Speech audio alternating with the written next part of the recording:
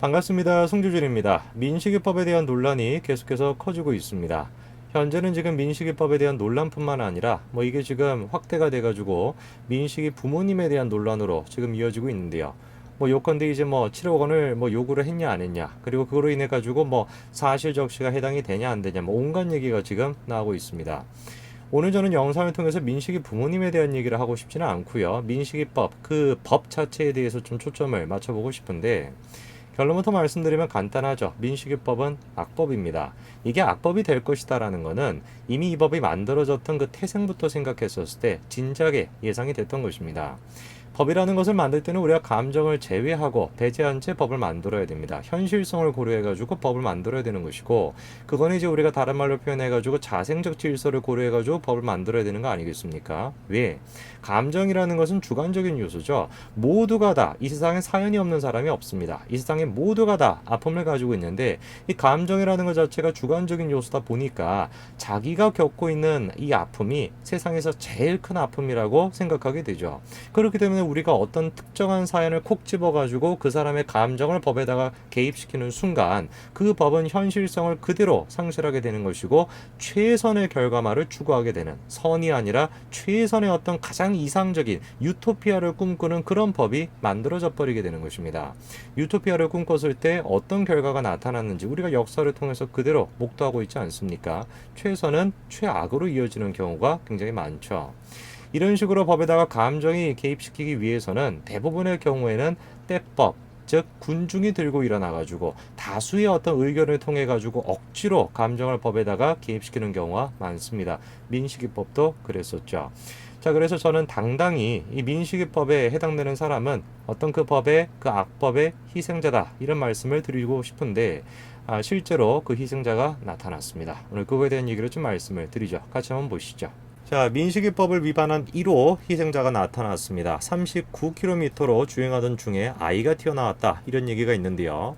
피해 어린이가 횡단보도가 아니라 도로 위를 갑자기 뛰쳐나왔고 A씨가 미처 대응을 못해 사고가 났다라는 것입니다. 그래서 피해 어린이가 팔골절로 전치 6주 진단을 받았다라는 것인데요. 그래서 여러분들은 좀 어떤 생각이 드십니까? 분명한 사실은 이거죠. 이 운전자가 처벌을 받아야 된다. 그거는 분명한 사실입니다. 왜? 제한속도가 30인데 39km로 운전을 했으니까 당연히 그거에 대해서 처벌을 받아야 되겠죠. 그러나 당연히 처벌을 받아야 된다라는 이 사실이 민식이법에 문제가 없다라는 뜻으로 이어지는 것은 아닙니다. 일단 우리가 첫 번째로 질문을 해봐야 되는 게, 이 상황에서 그러면 운전자가 다 책임이냐? 그렇게 얘기할 수는 없겠죠. 왜? 아이도 지금 마찬가지로 책임이 있습니다.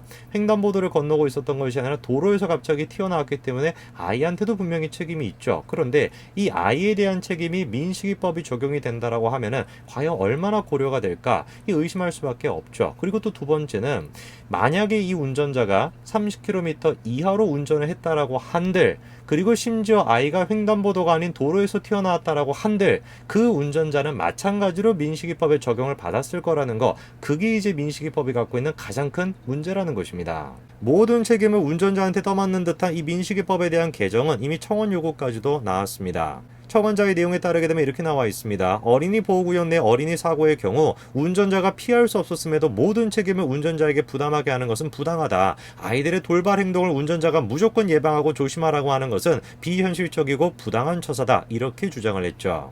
자, 해당 내용에 대해서 청와대가 공식적인 입장을 내놨습니다. 현행법과 기존 판례를 감안하면은 무조건 형사처벌을 받는다라는 주장은 다소 과한 우려일 수 있다, 이렇게 지금 얘기하는데요. 자, 일단 분명한 사실은 이겁니다. 민식이법이 적용이 됐었을 때 가장 심한 경우는 무기징역까지, 그리고 또 상해를 입혔다라고 한다면 벌금이나 1년에서 15년의 징역에 처한다라는 거, 형사처벌이 된다라는 건 분명히 사실입니다. 자, 그러면 어떤 이유로 청와대가 무조건 형사처벌이라는 주장이 과하다는 얘기일까? 내용을 보시니까요.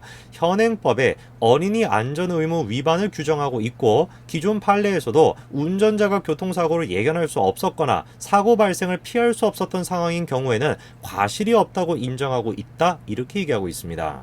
자, 그렇기 때문에 민식이법이 좀 과하다. 민식이법을 통해 가지고 무조건 형사처벌을 받는다는 건 조금 과하다. 그 주장은 잘못됐다라고 하는 청와대의 근거가 무엇이냐면, 야, 과실이 인정이 안 된다라고 하면은 민식이법이 적용이 안 되는 거야. 근데 어떻게 해가지고 다 그냥 그렇게 형사처벌을 받는다고 얘기할 수 있어? 이게 지금 청와대의 입장입니다. 해당 지금 입장에 대해서 언론사들도 비슷한 논조를 취하고 있죠. 예를 들어가지고 이렇게 지금 보도가 되고 있습니다. 운전자 과실이 없더라도 무조건 형사처벌을 받는다. 그 주장은 사실이 아니다라는 거예요. 물론 맞는 말이죠. 운전자의 과실이 인정이 안 된다면은 민식이법에 해당도 없고, 그리고 형사처벌도 당연히 받지 않는다. 당연히 맞는 말입니다. 그러나 말장난입니다. 이 지금 얘기가 과실이 없으면은 형사처벌을 받지 않고 민식이법에 적용이 안 된다라는 얘기가 민식이법은 악법이 아니다, 너무 과하다라고 하는 주장에 대한 반론이 될 수 있는 여지는 제로죠. 왜 그렇겠습니까? 우리가 질문해 봐야 되는 게 이거예요. 스쿨존 내에서 어린이와 지금 자동차가 사고가 났었을 때 운전자의 과실이 없다라고 인정이 되는 경우가 몇 건이나 있을까요? 그거에 대해서 우리가 질문해 봐야 되는 거 아니겠습니까? 아까 전에 제가 말씀을 드린 것처럼 규정 속도를 지켰다라고 할지라도, 그리고 아이가 횡단보도가 아니라 갑자기 도로에서 튀어나왔다라고 할지라도 뭐가 적용될 수 있습니까? 민식이법이 적용이 될 수가 있습니다. 실제로 어땠습니까? 민식이법을 촉발을 했었던 그 교통사고 가해자에 대해 가지고 금고 2년이 선고가 됐습니다. 자, 그런데 해당 지금 가해자의 운전 상황을 볼까요? 피고인이 운행한 차량의 속도는 시속 22.5에서 23.6km로 판단이 된다라는 겁니다. 피해자가 좌회전하기 위해 횡단보도 위에 대기 중인 차량 뒤에서 갑자기 뛰어나온 사정 등을 고려했다. 그럼에도 불구하고 금고 2년이 나왔습니다. 금고 2년이라는 것은 뭐 강제 노역 이런 것들만 면제가 되는 것 뿐인 것이고, 실질적으로 사회로부터 격리가 돼서 그곳에 들어간다라는 건 똑같습니다. 근데 놀라운 점이 뭔지 아십니까? 해당 지금 가해자는 민식이법이 적용이 된 것도 아니에요. 근데 금고 2년이 나온 것입니다. 그러면 지금 이제 판결에서 나왔던 것처럼 뭐라고 지금 얘기하고 있습니까? 해당 운전자가 과속을 했냐? 그렇지 않아요. 20km대로 운전하고 있었던 거 아닙니까? 그리고 정말로 해당 운전자가 부주의했는가? 글쎄요. 저거 지금 해당 지금 되는 그 블랙박스를 보신 분들은 아시겠습니다만, 얼마나 많은 사람이 당시의 상황에서 그 아이를 피할 수 있었을까라고 한다면 굉장히 의문이 많이 듭니다. 갑자기 지금 이제 뛰어나왔다. 그게 지금 판결에서도 나와 있는 거 아니에요. 과속을 하지 않았고 아이가 갑자기 뛰어나왔다. 이 요소까지도 다 고려가 되어 있음에도 불구하고 금고 2년형이 나온 상태인데, 민식이법이 적용이 된다면 과연 어떤 결과가 나오게 됐었을까요? 자, 그럼 운전자에 대해서 과실이 없다. 언제 그런 경우가 인정이 될 수 있는가? 내용을 좀 보시니까요. 재경지법의 한 부장판사가 인터뷰를 했습니다. 내용을 좀 보시면, 도저히 피할 수 없는 불가항력의 상황이거나 전혀 예견할 수 없었던 상황에서 사고가 난 경우에는 당연히 운전자의 과실이 인정되지 않고 민식이법도 적용되지 않을 것이다. 이렇게 얘기하고 있습니다. 자, 그러면 언제냐? 그때가 기존 법원 판례는 불법 주정차된 차에서 갑자기 보행자가 튀어나오거나 검은 옷을 입은 보행자가 야간에 도로에 누워있는 경우 등은 예견 가능성이 전혀 없거나 불가항력적 상황에서의 사고로 인정했다. 그런데 민식이법은 어린이를 특별히 보호하자는 취지이므로 기존 판례보다는 더 높은 수준의 안전운전 의무 판단 기준을 세울 것으로 보인다라는 거죠. 자, 그러면 도대체 어떤 경우에 운전자에 대해서 과실이 없다라고 인정이 돼서 민식이법이 적용이 안 되는 것이냐? 판사님께서 지금 몇 가지 경우를 얘기하셨는데, 첫 번째 같은 경우는 갑자기 아이가 튀어나왔다. 그런 경우는 과실이 없다라고 인정이 될 수 있다. 자, 근데 이거는 일단 민식이법에는 해당 사항이 없을 것 같아요. 왜? 아까 전에 그 가해자 같은 경우도 갑자기 튀어나왔다라는 게 인정이 됐음에도 불구하고 금고 2년형을 받았죠. 그렇죠? 이거는 해당 사항이 없을 것 같고요. 둘째, 일반 이제 교통사고 같은 경우는 야밤에 검은색 옷을 입고 도로에 들이누워 있는 사람을 쳤다. 그러면 과실이 없다라고 인정이 됐다라는 거죠. 근데 일단 어린아이가 야밤에 검은색 옷을 뒤집어 써가지고 도로에 누워 있는 경우가 얼마나 있을까 제가 싶은데, 놀라운 점이 무엇이냐면은 아까 전에 판사님이 끄트머리 이런 얘기를 하셨습니다.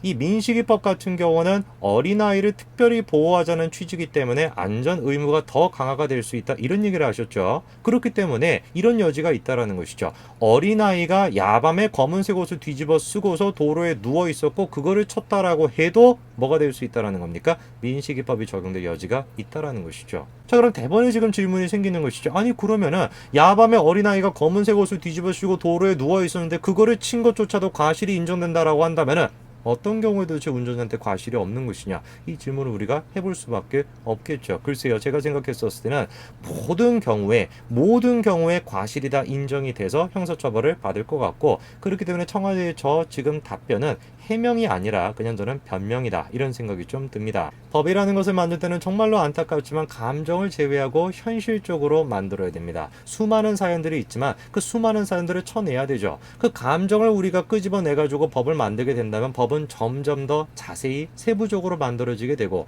그렇게 되면 그렇게 될수록 개인의 자유는 침범이 될 것입니다. 그게 지금 문재인 정권에서 그대로 보여주고 있는 것이죠. 삼권 분립을 정면으로 위반하는 공수처를 만들려고 하고, 대법원의 판결조차도 뒤집어 엎으려고 한다라는 거, 그게 지금 문재인 정권의 모습 아니겠습니까? 정말로 이 나라의 자유를 위해서 우리가 법치라는 것이 무엇인지 민식이법을 통해 가지고 많은 분들이 깨달으셨으면 좋겠습니다. 오늘까지 말씀드리겠습니다. 감사합니다.